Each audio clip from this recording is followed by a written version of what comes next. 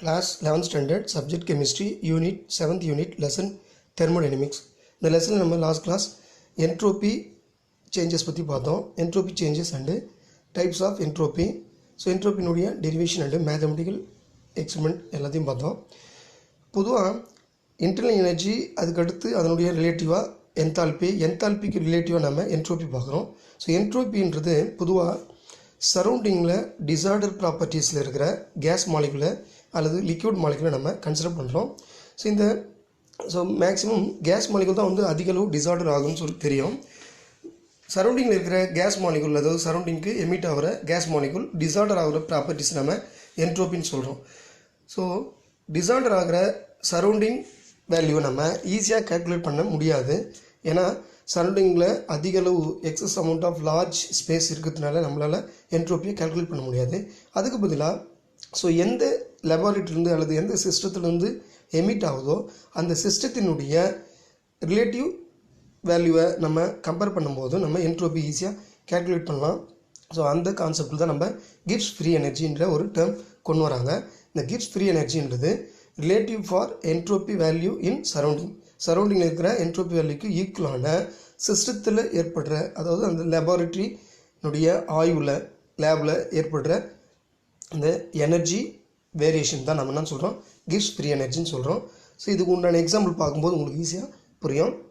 இப்போ இந்த கான்செப்ட் படி பொதுவாக அவங்க கொடுத்துக்கிற concept one of the important application of second law thermodynamics. So second law தெர்மோடைனமிக்ஸுடைய முக்கியமான ஒரு இம்பார்ட்டன்ட் எதுனா spontaneity reaction of under specific set condition. ஒரு குறிப்பிட்ட ஒரு நிபந்தனையில் கண்டிஷனில் ஸ்பான்டினிட்டி மீன்ஸ் தன்னிச்சையாக நிகழக்கூடியது, தானாக நிகழக்கூடிய வினைகள். இப்போ எப்படின்னா ஐஸ் மெல்ட் ஆகுது இல்லையா, மெல்ட் ஆகி லிக்விடாக மாறுது. அதே போல் ட்ரை ஆகும்போது கண்டிப்பாக என்ன பண்ணோம், வேப்பராக மாறும். ஸோ இது எல்லாமே ஸ்பான்டினிட்டி ப்ராசஸ் சொல்லுவோம். இந்த ஸ்பான்டினிட்டி ப்ராசஸ் ஃபிசிக்கல் மற்றும் கெமிக்கல் ரெண்டுமே இருக்குது. சப்போஸ் ஸ்பான்டினிட்டி பார்த்தீங்கன்னா ஃபிசிக்கல் அண்டு கெமிக்கல் ஸ்பான்டினியஸ் ப்ராசஸில் என்னென்ன வகை இருக்குது, எது சாத்தியமானது, அதாவது ஃபீஸிபிலிட்டி அண்டு நான் ஃபீஸிபிலிட்டி, சாத்தியக்கூறு உள்ளது சாத்தியக்கூறு அற்றதுன்றதை நம்ம வகைப்படுத்தி பார்த்து அறியலாம். அதன்படி பார்க்கும்போது ஃபஸ்ட் ஒன் கான்செப்ட் கொடுத்துருக்காங்க. அதன்படி ஃபஸ்ட் ஒன் பாருங்கள், waterfall runs downhill but never uphill spontaneously. பொதுவாக வாட்டர் ஃபால் அருவியில் இருக்கு வர தண்ணி கீழ் நோக்கி தான் என்ன பண்ணோம், விழும்.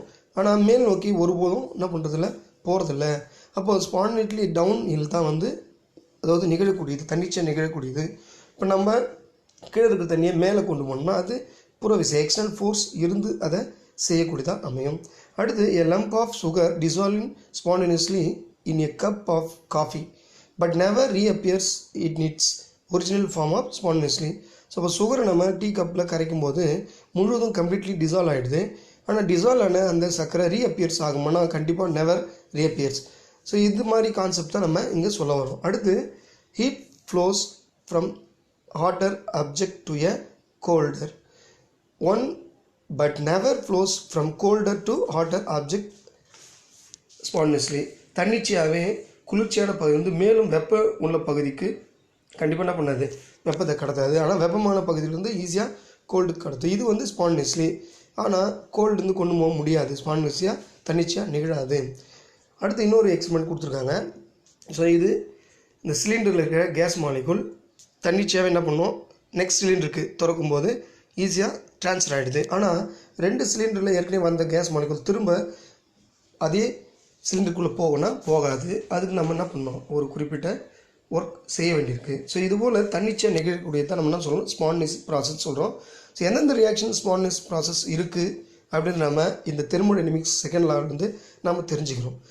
ஸோ அதுதான் அவங்க கொடுத்துருக்காங்க. The example so that the process occur spontaneously in one direction cannot take place in opposite direction spontaneously. தன்னிச்சையாக ஆப்போசிட் டைரக்ஷனில் கண்டிப்பாக என்ன பண்ணாது, நிகழாது.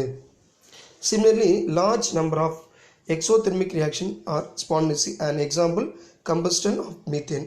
பொதுவாக நிறைய வினைகள் பார்த்திங்கன்னு வச்சுக்கோங்க எக்ஸோதெர்மிக் ரியாக்ஷனாக தான் இருக்குது கெமிக்கலை பொறுத்த வரைக்கும். ஸோ பெரும்பாலும் கம்பஸ்டன் ரியாக்ஷன். ஸோ அப்போ மீத்தேன் எக்ஸாம்பிள் கொடுத்துருக்காங்க. மீத்தேன் எரியும் போது என்ன பண்ணுது, கார்பன் டை ஆக்சைடு வித் வாட்டரை ரிமூவ் பண்ணுது. ஸோ அப்போ இந்த மாதிரி கார்பன் டை ஆக்சைடாக வாட்டர் ரிமூவ் பண்ணுற இந்த ரியாக்ஷனில் ஸோ வேல்யூ பாருங்கள், டெல்ஹெச் ஸ்டாண்டர்ட் வேல்யூ, மீத்தனுடைய standard enthalpy value minus 890.4 kilojoule mole inverse. இதுக்கு நம்ம தெரிஞ்சுதான். அதே போல ஒரு நியூட்ரலைசேஷன் செய்யும்போது base and acid give the water molecule. So இது பார்த்தீங்கன்னா மைனஸ் 57.32 kilojoule mole inverse தருது. இது எல்லாமே பார்த்தீங்கன்னா எக்ஸோதெர்மிக் ரியாக்ஷன் ஸ்பான்லெஸ் ப்ராசஸ்ன்னு சொல்லலாம். ஆனால் எல்லா எக்ஸோதெர்மிக் ரியாக்ஷனும் ஸ்பான்லெஸ்ன்னு சொல்ல முடியாது. அதே போல் சில எண்டோதெர்மிக்கும் ஸ்பான்லெஸ்ஸாக இருக்குது. ஸோ அதன்படி இன்னொரு எக்ஸாம்பிள் கொடுத்துருக்காங்க. அதன்படி பாருங்கள், அமோனியம் நைட்ரேட் எடுத்துக்கிறோம். இந்த அமோனியம் நைட்ரேட் வாட்டரில் டிசால்வ் ஆகும்போது அமோனியம் வித் நைட்ரேட் அயான் தருகிறது. ஸோ இந்த மாதிரி டீகம்போஸ் ஆகுது இல்லையா, அயனைசேஷன் ஆகுது, இங்கே அப்சர்விங் ஆகுது. ஸோ எண்டோதெர்மிக் ரியாக்ஷன் இதுவும் ஒரு ஸ்பான்லெஸ் ப்ராசஸ் தான், தன்னிச்சை நிகழ வினை தான். அப்போ எக்ஸோதெர்மிக்கா எண்டோதெர்மிக்கான்றது ஸ்பான்லெஸ் ப்ராசஸ் நம்ம வச்சு சொல்லிட முடியாது. ஸோ எக்ஸோதெர்மிக்காக இருந்தாலும் எண்டோதெர்மிக்காக இருந்தாலும் ரியாக்ஷனுடைய கண்டிஷனை தான் நம்ம என்ன பண்ணோம், கன்சிடர் பண்ணோம். ஸோ இந்த மாதிரி பொதுவாகவே எக்ஸோதெர்மிக் ஆர் எண்டோதெர்மிக் ரியாக்ஷனில் ஸ்பான்லெஸ் ப்ராசஸ்லாம் எந்தெந்த வகையை சார்ந்திருக்குன்றதை மெஷர் பண்ணுறது தான் நம்ம அடுத்த ஸ்டெப்ஸ் கொண்டு போகிறாங்க. From the above example we can come to the conclusion that exothermicity favor the sponlet but does not guarantee. So எல்லா ரியாக்ஷனும் ஸ்பான்லெஸ் ரியாக்ஷன் எல்லாமே உனக்கு என்ன அது ஸ்பான்லெஸ் ப்ராசஸ் எல்லாமே எக்ஸோதெர்மிக் ரியாக்ஷன்னு நம்ம சொல்லிட முடியாது. சிலது எண்டோதெர்மிக்கும் இருக்குன்றதை அங்கே சொல்கிறாங்க. இது ஞாபகம் வச்சுங்க. we cannot decide whether or not chemical reaction will occur spontaneously solely on the basis of energy changes in the system. So energy change ஆகிறத பொறுத்து நாம் வெறும் ஸ்பான்லெஸ்ன்னு சொல்லிட முடியாது. அது எண்டோதெர்மிக் ரியாக்ஷனாக இருக்கட்டும் அல்லது எக்ஸோதெர்மிக் ரியாக்ஷனாக இருக்கட்டும், எனர்ஜினுடைய தன்மையை பொறுத்து நம்ம சொல்லிட முடியாது. தன்னிச்சையானது ஸ்பான்லெஸ்ன்றது அதனுடைய கண்டிஷன் பொறுத்து தான் சொல்ல முடியும். The entropy increases but not all the process which are accompanied by an increase in entropy are spontaneous. So அதே மாதிரி சார் என்ட்ரோபி இன்க்ரீஸ் ஆகுது அப்படின்னா நம்ம அது எல்லாமே ஸ்பான்லெஸ் ப்ராசஸ் அப்படின்னு நம்ம சொல்லலாம். Of a reaction we need some other thermodynamics function. ஆனால் அதை நம்ம கேல்குலேட் பண்ணுறதுக்கு வெறும் என்ட்ரோபி சரௌண்டிங்கை பயன்படுத்த முடியாது. ஸோ அதுக்கு தேவையான அதுக்கு ரிலேட்டிவாக we need some other thermodynamics function தேவைப்படுது. ஸோ அந்த ஃபங்க்ஷன் தான் இங்கே gives free energy அப்படின்னு சொல்கிறாங்க. The second law of thermodynamics introduce another thermodynamics function called gives free energy, which finds useful in predicting the spontaneity of a reaction. The Gibbs free energy G was developed in the 1870 by Joyce Wheeler Gibbs. Gibbs என்ற ஒரு scientist தான் என்ன பண்ணார், introduce பண்ணார். He originally termed this energy as the available energy. இந்த ஜிக்கு meaning என்ன, available energy to do work in a system. So ஒரு லேபில் அந்த ரியாக்ஷனில் இன்வால்வ் ஆகிற அவைலபிள் எனர்ஜியை தான் நம்ம என்ன சொல்கிறோம், ஃப்ரீ எனர்ஜி அப்படின்னு சொல்கிறோம். The quantity is the energy associate with chemical reaction that can be use to do work. So இதுக்கு ஒரு டெஃபினேஷன் கொடுத்துருக்காங்க. G equal to H minus TS. ஹெச்ன்றது என்தால்பி, டி வந்து ஸோ லேப் செய்கிற அந்த டெம்பரேச்சர், எஸ்ன்றது என்ட்ரோபி வேல்யூ. ஸோ இந்த ரிலேட்டிவை எப்படி கொண்டு வராங்கன்றது ஹையர் ஸ்டடியில் படிப்பீங்க. இப்போ நமக்கு இந்த டெஃபினிஷன் மட்டும் தெரிஞ்சால் போதும். G equal to H minus TS. So இதுதான் வந்து கிவ்ஸ் ஃப்ரீ எனர்ஜி அப்படின்றது நம்ம சொல்லியிருக்காங்க. இது ஒரு எக்ஸ்டென்சிவ் ப்ராப்பர்ட்டிஸ், 1 மார்க் கொஷனில் வரும். எக்ஸ்டென்சிவ் ப்ராப்பர்ட்டி எதுன்னு, அப்போ ஜி தான் வந்து extensive property. And state function, so not path function, safe, இது வந்து ஸ்டேட் ஃபங்க்ஷன் ஞாபகம் வச்சுங்க. அடுத்து let us consider a system which undergoes a change of state from 1 to state 2 at constant temperature. So இதனுடைய changes நம்ம calculate பண்ணோம்னா G2 minus G1, H2 minus H1, அதே போல் S2 minus S1. Temperature பொறுத்த வரைக்கும் no changes, ஏன்னா constant டெம்பரேச்சராக தான் இருக்கும் lab டெம்பரேச்சரில் நிகழ்கிற வினைக்கு. ஸோ இதனுடைய நம்மளோட சேஞ்சஸ் நம்ம del Sன்றது ஃபாலோ பண்ணுறோம். அப்போ del G, del H, del S. So now let us consider how del G is related to the reaction spontaneity. இப்போ என்ன பண்ணுறோன்னா இந்த del G gives free எனர்ஜிக்கும் spontaneous ப்ராசஸுக்கும் என்ன ரிலேட்டிவ் இருக்குன்றதை நம்ம பார்க்க போகிறோம். we know that பொதுவாக del S உடைய total value equal to del S system plus del S சரௌண்டிங்கும் சிஸ்டம் சேர்ந்தால் total del S value, so entropy value. இப்போ பாருங்கள், ரிவர்சிபிள் ப்ராசஸாக இருந்தால் ஸோ ஈக்குலிபிரியம், அதாவது பேக்வர்ட் ரியாக்ஷன் இருந்துச்சுன்னா the changes in entropy universe is 0. So disorder ஆனது எல்லாமே ஆர்டராக கொண்டு வரணும்னு வச்சுங்க. அப்போது மொத்த சேஞ்சஸும் நிகழாத போது என்பது அர்த்தம். Therefore del S equal to 0. So அப்போது சிஸ்டத்தினுடைய எவ்வளோ சரௌண்டிங்கோ அதை என்ன பண்ணுறோம், சரௌண்டிங் வந்து கொண்டு வந்துடும். அப்போ minus del s surrounding. So இந்த கான்செப்டை இங்கே கொடுத்துருக்காங்க. அடுத்து similarly for the equilibrium process, அதே மாதிரியான இந்த ஈக்குலிபிரியம் ப்ராசஸில் del g வேல்யூ 0 தான். ஃபர்ஸ்ட் ஒன் பொறுத்த வரைக்கும் என்னென்னா, சிஸ்டத்தோட என்ட்ரோபி சரௌண்டிங் என்ட்ரோபி திரும்ப கொண்டு வரும்போது ஈக்குலிபிரியமாக கொண்டு வரும்போது சமமாக இருந்துச்சுன்னா அப்போ del g வேல்யூ 0வாக தான் இருக்கும்.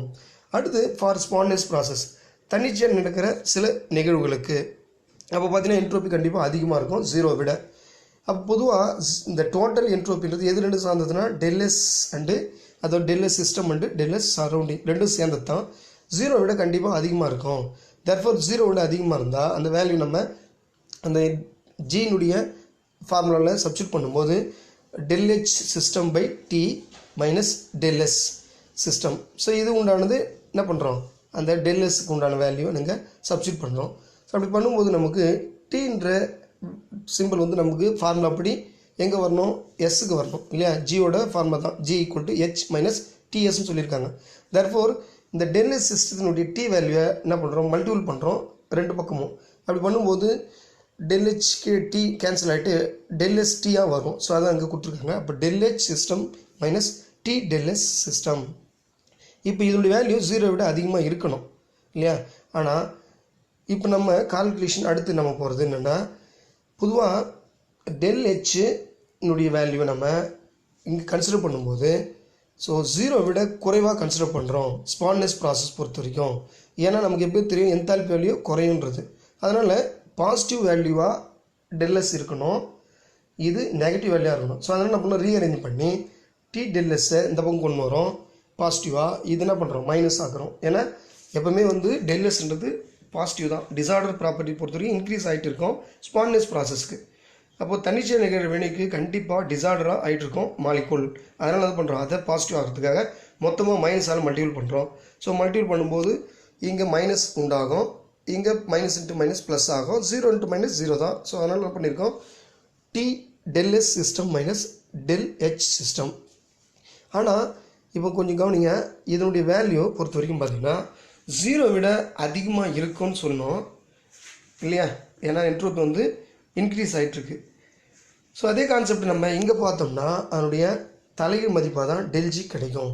ஏன்னா நம்ம ரியாக்ஷன்லேயே பார்த்துருக்கோங்க, ஈக்குவேஷன்லேயே மைனஸ் டி del sன்னு கொடுத்துருக்காங்க. எவ்வளோக்கு எவ்வளோ del s வேல்யூ இன்க்ரீஸ் ஆகுதோ அவ்வளோக்கு எவ்வளோ del g வேல்யூ குறையும். ஏன்னா மைனஸ் சிம்பிள் அதிகமாக இங்கே இருக்கிற மைனஸ் சிம்பிள் அதிகமாக del g வேல்யூ நெகட்டிவாக தான் கிடைக்கும். ஸோ அந்த கான்செப்ட் தான் இங்கே என்ன பண்ணியிருக்காங்க, கடைசியாக minus del g greater than 0 அப்படின்னு கொடுத்துருக்காங்க. So del g value increase ஆனாலும் அது நெகட்டிவில் தான் இன்க்ரீஸ் ஆகுன்றது இந்த கான்செப்ட். ஸ்பான்டேனியஸ் ப்ராசஸ் பொறுத்த வரைக்கும் தன்னிச்சையாக நிகழ்கிற வினைக்கு del g வேல்யூ டிக்ரீஸ் ஆகிட்டே இருக்கும், ஆனால் என்ட்ரோபி வேல்யூ இன்க்ரீஸ் ஆகிட்டு இருக்கும். இந்த கான்செப்ட் நீங்கள் ஞாபகம் வச்சுங்க. ஸோ அதெல்லாம் கீழே கொடுத்துருக்காங்க. del h minus T del s so less than 0 விட கண்டிப்பாக கம்மியாக இருக்கும்.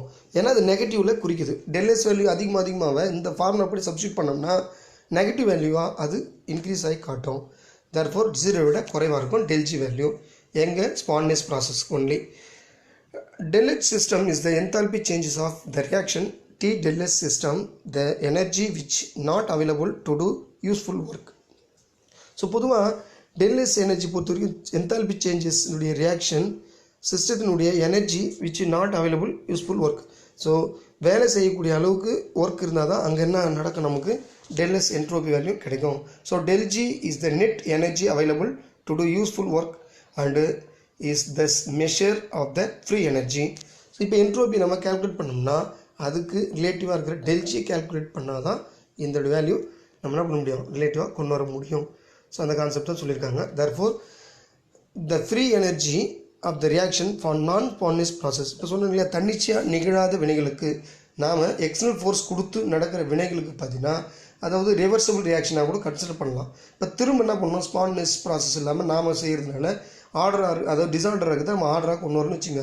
அப்போ ஆட்டோமேட்டிக்காக மைனஸ் ஆகிற del s minus into minus ப்ளஸ்ஸாக மாறும். அதனால del g வேல்யூ இன்க்ரீஸ் ஆகும். இப்போ நமக்கு தெரிஞ்ச வேண்டியது என்னென்னா, ஸ்பான்டேனியஸ் ப்ராசஸ் பொறுத்த வரைக்கும் தன்னிச்சையாக நடக்கிற நிகழ்வுக்கு எதுவாக இருந்தாலும் del s வந்து பாசிட்டிவ் சிம்பிள் இருக்கும், del g வந்து நெகட்டிவ் இருக்கும். இன்கேஸ் நான் ஸ்பான்டேனியஸாக இருந்தால் ஸோ டிசார்டர் ஆர்டராக கொண்டு வரும். அப்போ என்ட்ரோபி வேல்யூ டிக்ரீஸ் ஆகுது. del G வேல்யூ இன்க்ரீஸ் ஆகுது. ஸோ இந்த கான்செப்ட் ஞாபகம் வச்சுக்கணும். Thank you. see you next class.